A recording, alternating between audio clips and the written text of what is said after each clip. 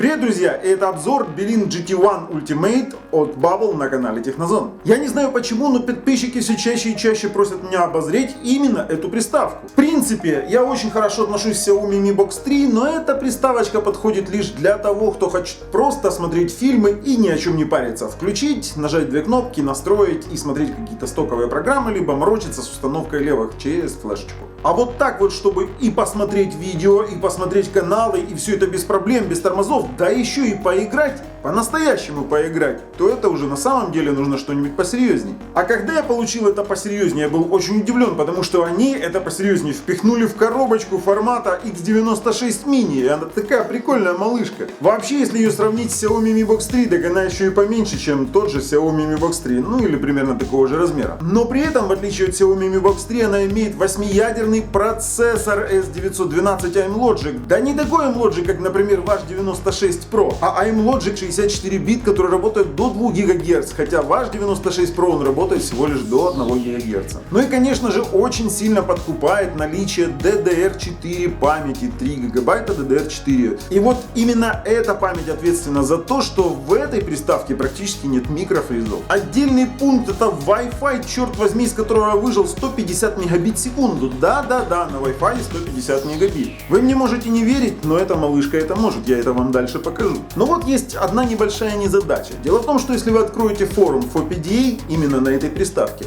вы увидите информацию об обманных приставках Belink GT1 Ultimate. Что же это значит? А это значит, что в одной из серий этих приставок указано 3 ГБ DDR4, а по факту стоит 2 ГБ DDR3. Самое интересное, что даже Belink не совсем понимает, откуда взялась какая-то партия непонятных приставок. Именно с такими сериями. Но вся эта проблема уходит корнями в AliExpress. Да, именно в AliExpress. Люди, которые покупают иногда там приставки, обращаются потом ко мне с какими-то непонятными проблемами. Я очень сильно удивляюсь, потому как вроде, имея аутентичную приставку, оригинальную, которую я, например, купил на GearBest, я понимаю, что эта приставка работает не так, как у человека. И точно такая же ситуация оказалась с этими Белинками. Вот есть Belink, на нем стоит реальных 3 гигабайта памяти DDR4. И я дальше тоже покажу тест памяти, и вы убедитесь, что это правда. И самое обидное, что этот Belink вы не можете отличить от поддельного Белинка, который имеет 2 гигабайта DDR3. Так что смотрим, какую программу я использую, и обязательно тестируем ваши Белинки. Топовый вариант должен иметь именно 3 гигабайта DDR4. И, кстати, ссылочку на покупку именно такого правильного Белинка я разместил под своим видео. А еще там есть ссылка на наши группы ВКонтакте, Facebook, и еще есть там ссылочка на наш паблик в Вайбере. Ведь иногда мы там публикуем очень-очень эксклюзивные вкусные купоны с очень хорошими скидками. Кстати, я забыл упомянуть отдельно дистанционочку. Дистанционочка, казалось бы, самая простая. Здесь обыкновенное есть поле для программирования кнопок для телевизора. Но здесь есть одно но, которое мне очень сильно понравилось. Даже в стоке вы можете программировать вот эти вот цифровые кнопки на запуск разных программ и различные функции. А это, поверьте мне, несомненно удобно и чертовски юзабельно. Я, конечно, скажу свое резюме сразу, что это очень годное устройство, его стоит покупать. А те, кто еще не принял никакого решения, я советую перейти дальше и посмотреть, что же у этой приставочки внутри, ее распаковку, запуск и ее немножечко мультимедийные графические возможности. Так что поехали. Воу-воу-воу, забыл сказать, да ведь эта приставка еще и не греется, практически, черт возьми, не греется, ей не нужно активное охлаждение. Хотя я вообще считаю, что приставкам не нужно активное охлаждение, об этом есть мое видео о том, как греются или не греются приставки, или что-то, что мы называем греются приставки. И ссылочку на это видео вы можете увидеть вверху. И, кстати, она совсем не троллит. А вот теперь все, поехали. И вот мы наконец добрались до обзора Belink GT1 Ultimate. Коробочка запечатана в пленочку, что в принципе означает ее премиальность. Сзади очень четко расписаны спецификации, ее размеры. Процессор AIMLogic S912, 8 ядер Cortex A53, графический адаптер Mali T820 MP3. Указано о том, что оно имеет поддержку 4К 60 FPS. И само собой указано, что здесь 3 гигабайта, 32 гигабайта хранилища. Здесь стоит галочка, ее просто очень-очень плохо видно. Поддержка 5 ГГц и 2,4 ГГц. LAN у нас 1 гигабит, Bluetooth 4. В общем-то, здесь все перечислено. Очень даже интересно. Поэтому предлагаю просто взять и начать распаковывать. Вау, коробочка приятная на ощупь. Вскрываем. Здесь у нас такая прокладочка. Вау, какой он прикольный, слушайте. Он блестит, он тяжелый. Я так понимаю, что там есть радиатор здесь.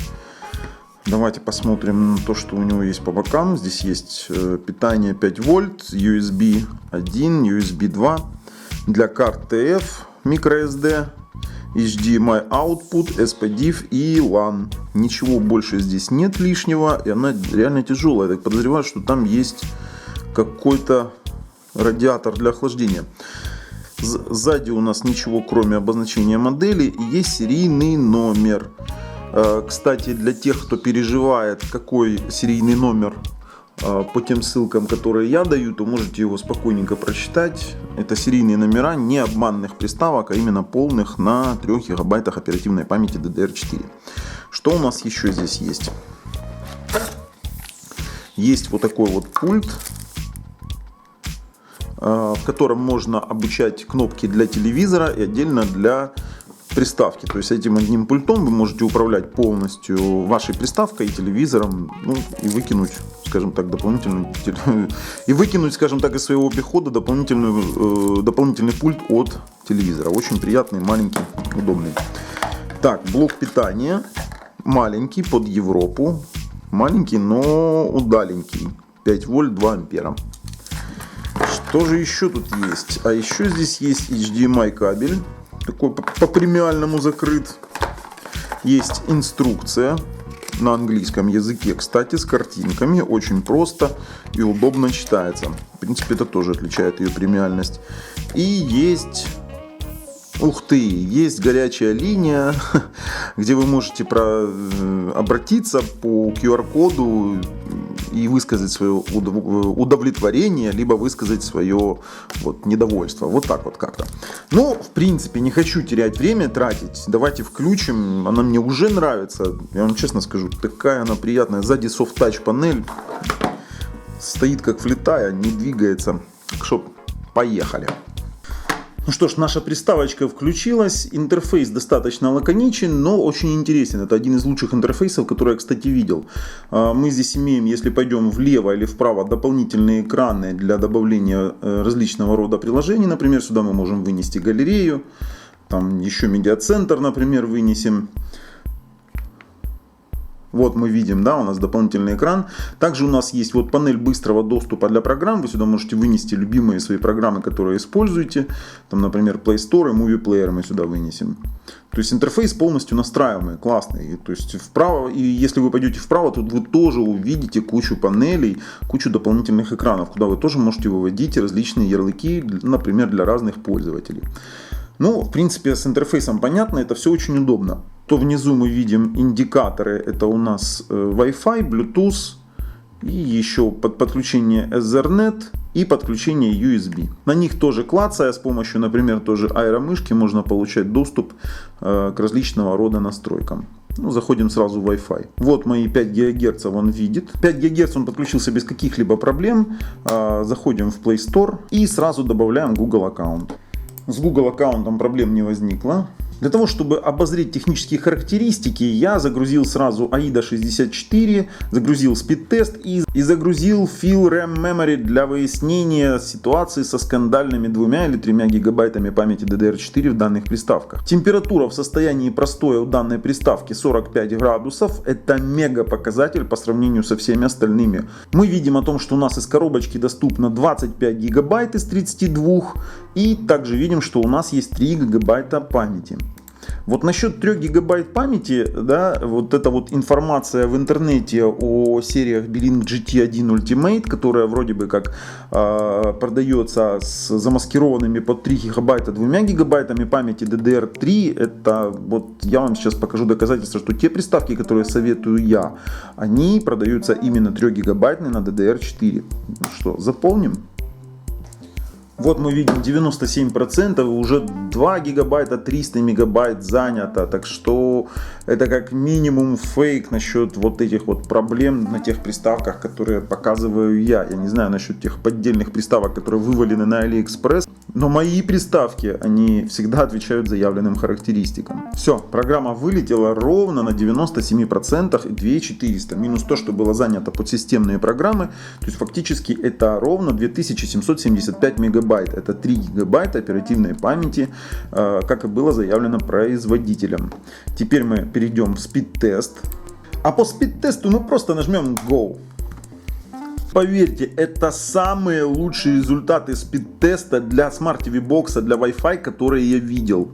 91 на загрузку, 120 на отдачу. У меня нет слов. Давайте еще раз повторим. Давайте другой сервер выберем. Ох ты ж, 150 мегабит на загрузку.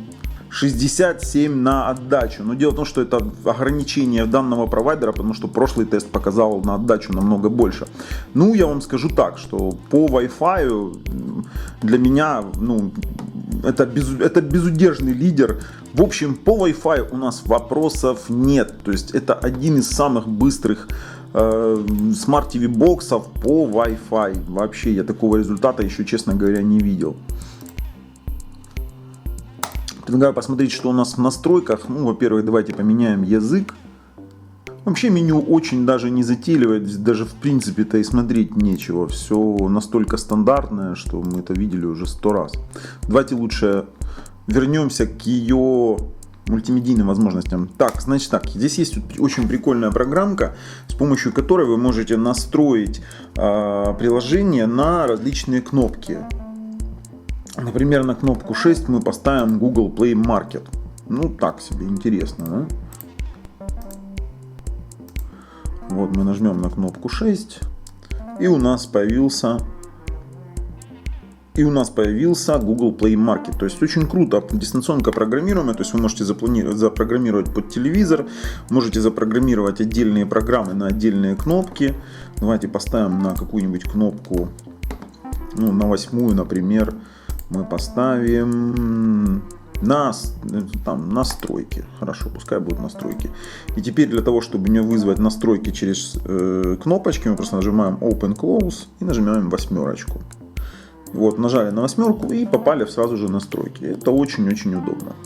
Также в приставочке есть Bluetooth, который нам позволит добавить сюда наш геймпад, которым мы обычно пользуемся. Вот он, найден мой геймпад. Нажимаем подключение. И все у нас подключено. Все, она может управляться геймпадом. В принципе, для чего я подключил геймпад? Мы обязательно проверим игровые возможности этой приставки. Потому что 4 ядра на 2 ГГц, да плюс память DDR4 просто вообще должны показать себя во всей красе. Я предлагаю как раз и установить кучу программ и игр специально для того, чтобы мы могли с вами поиграть. Также я предлагаю проверить, насколько эта приставка может хорошо держать температуру. Вот мы сейчас вывели 65 градусов, но перед этим я играл, температура упадет. В общем, что я предлагаю? Я предлагаю сделать тротлинг тест. И насколько этот тротлинг тест, ну, как мы видим, она вот падает. Насколько этот тротлинг тест способен замедлить нашу приставку и нужно ли ее охлаждать. Поехали.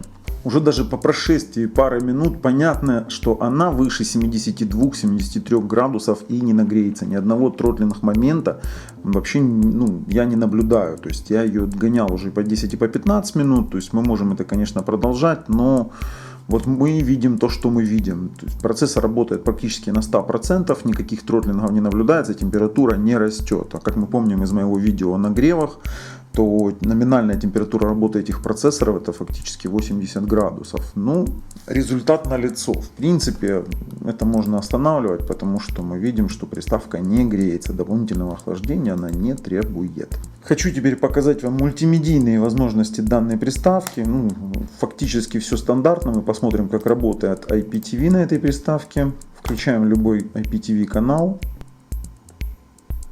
Включается все мгновенно. Я не знаю, по-моему, с IPTV вообще ни на одной приставке проблем нет. На этой так уж точно вообще не отсутствует. Вот мы футбольные каналы включаем, и это все работает вообще отлично. Еще и в HD качестве. И вообще супер, супер, просто супер. Так, ну если с IPTV понятно, давайте посмотрим на потоковое видео, на онлайн видео, например, какой-нибудь фильм типа Гоголь Вий, не знаю. Сейчас немножечко перемотаем. Потоковым видео здесь тоже абсолютно нет никаких вопросов, оно переключается тоже мгновенно. Давайте включим самое высокое качество этого фильма. Тоже вот Full HD, оно мгновенно переключается. Ну, с такой скоростью интернета, с такой скоростью Wi-Fi, откровенно говоря, это неудивительно. В принципе, другого ничего вообще не ожидал. Не знаю, любой другой фильм. Вот, пожалуйста. Идеально. То есть потоковое видео, приставка тоже справляется на ура. На этом мы останавливаться тоже не будем. Так, меня просили показать, как работает YouTube. Вот у меня из истории есть 4К видео, но, к сожалению, мое записывающее устройство не поддерживает 4К. Но вот Full HD оно показывает просто идеально. Тоже с мгновенными перемотками. Вообще идеально. Вообще отличная картинка, красивая. Так что с YouTube тоже проблем у нас нет. Можно, например, на примере Lime TV посмотреть. То есть это вообще мгновенно включается. Тут даже времени ожидания никакого не было. Смотрите. Вообще мне еще задавали вопрос, как работает просмотр видео в браузере. Я, в принципе, никогда таким вопросом не задавался. Ну, и в браузере это тоже воспроизводится достаточно хорошо. Вот, через браузер все отлично проигрывает. Не вижу никаких проблем. Это вот ответ моим подписчикам, которые спрашивали приставку, на которую можно смотреть сериалы через браузер. Пожалуйста, вот вам эта приставка. Но кроме всего я хотел бы показать еще, как работают игры на этой приставке. Ведь на самом деле, имея такой процессор и такие характеристики, то эту приставку было бы целесообразнее использовать именно как для игр, также и для просмотра онлайн-контента. Начнем с Real Racing 3. Я установил пару игр, первых попавшихся в маркете. Ах, черт возьми, обожаю, как она работает вообще. Смотрите, ни лагов, ни тормозов, все плавно, вообще класс.